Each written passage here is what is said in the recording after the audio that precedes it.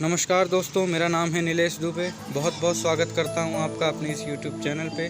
Friends, आज हम बात करने जा रहे हैं 5 ऐसे पेंडेमिक्स के बारे में जो कि कोविड-19 से भी ज़्यादा खतरनाक थे और अपने टाइम में उन बीमारियों ने कोविड-19 से ज़्यादा जानें भी ली हैं। So let's get started. Number 1, plague. दोस्तों, अगर बात करें मानव सभ्यता को सबसे ज़्यादा नुकसान पहुंचाने वाली बीमारियों की, तो उसमें प्लेग का नाम सबसे टॉप पे रहेगा, क्योंकि इसने अपने टाइम में सबसे ज़्यादा जानें ली हैं और ये बहुत ही बड़ा पेंडेमिक साबित हुई है उस समय की। इस बीमारी से मरने के बाद किसी भी इंसान का शरीर काला पड़ जाता था, इसलिए लोग इसे उस ज़माने में ब्लैक डेथ भी कहा करते थे। कोविड-19 की तरह इस बीमारी ने भी कई डॉक्टर्स की भी जान ली और डॉक्टर्स कुछ ऐसा कॉस्ट्यूम पहन के जाया करते थे जिनकी वजह से उनका जो लुक है, जो अपीयरेंस है, वो थोड़ा एलियन टाइप का दिखता था।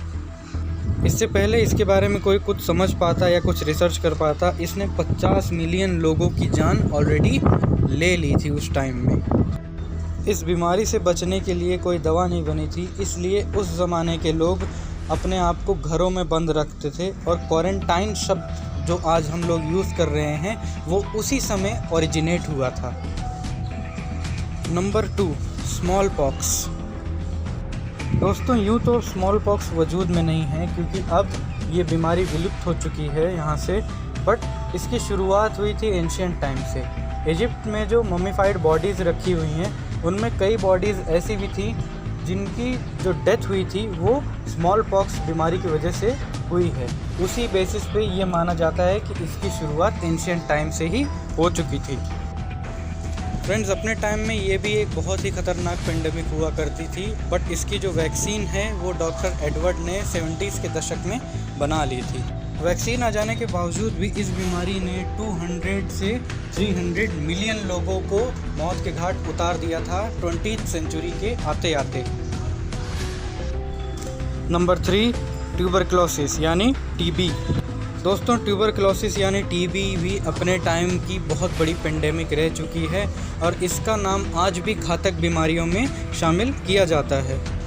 बात करें इस बीमारी की हिस्ट्री की, तो ये बीमारी भी एंशिएंट टाइम से मानी जाती है। वही सेम कॉन्सेप्ट आप कह सकते हैं जो स्मॉल पॉक्स के लिए था, वही सेम कॉन्सेप्ट आप ट्यूबरक्लोसिस के लिए भी मान सकते हैं कि पुरानी डेड बॉडीज़ में इसके एविडेंस देखे जा चुके हैं। अब ये बीमारी पेंडेमिक तो नहीं बची, लेकिन वर्ल्ड में हर साल 3% लोग ट्यूबरक्लोसिस की वजह से ही मरते हैं। सो ये आज भी उतनी ही डेंजरस है क्योंकि ये धीरे धीरे ड्रग रेजिस्टेंस भी होती जाती है और जिसको मल्टी ड्रग रेजिस्टेंस टीबी हो गई उसका बचना मुश्किल होता है। Number 4, ads.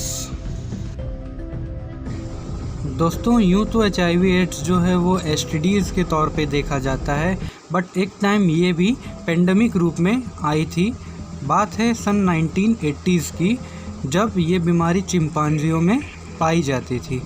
पता नहीं कैसे और कब ये बीमारी चिंपांजी से इंसानों में ट्रांसमिट हो गई और साल 1980 में नॉर्थ अमेरिका में सबसे पहला केस HIV एड्स का पाया गया।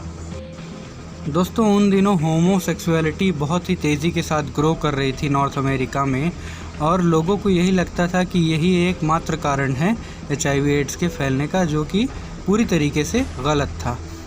इससे पहले कोई कुछ समझ पाए क्या सही क्या गलत, HIV एड्स बहुत सारे लोगों की जान ले चुकी थी। तकरीबन 38 मिलियन लोग इस बीमारी के कारण मारे जा चुके थे। Number 5, swine flu. दोस्तों, कोविड-19 से पहले स्वाइन फ्लू ही सबसे लेटेस्ट पेंडेमिक हुआ करता था। इसकी शुरुआत नॉर्थ अमेरिका से हुई थी। दोस्तों, अगर बात करें स्वाइन फ्लू की हिस्ट्री की, तो बहुत पुरानी हिस्ट्री नहीं हुई है अभी स्वाइन फ्लू की। बात है 2009 की, जब इसका सबसे पहला आउटब्रेक हुआ था।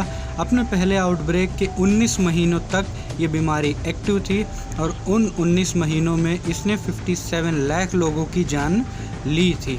बात करें सिम्टम की, तो बहुत हद तक कोरोना वायरस या कोविड-19 के सिम्टम स्वाइन फ्लू के सिम्टम से मैच किया करते हैं, बट अंतर ये है कि कोरोना वायरल डिजीज़ जो है वो आपको 10 से 14 दिन में समझ में आती है, जबकि जो स्वाइन फ्लू है वो 2-4 दिनों में उसके सिम्टम अपीयर होने लगते थे।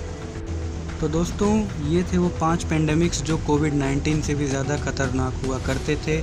ये भी चले गए, कोविड-19 भी चला जाएगा। इसलिए किसी भी प्रकार का डिप्रेशन या टेंशन का आप शिकार ना हो तो ज़्यादा बेहतर होगा आपके लिए। हर चीज़ नॉर्मल होने में थोड़ा टाइम लगता है, लेकिन नॉर्मल होती ज़रूर है। So guys that's all for today. अगर ये वीडियो अच्छी लगी हो तो लाइक शेयर सब्सक्राइब ज़रूर करें and stay home, stay healthy, stay safe. Thank you, thanks for watching.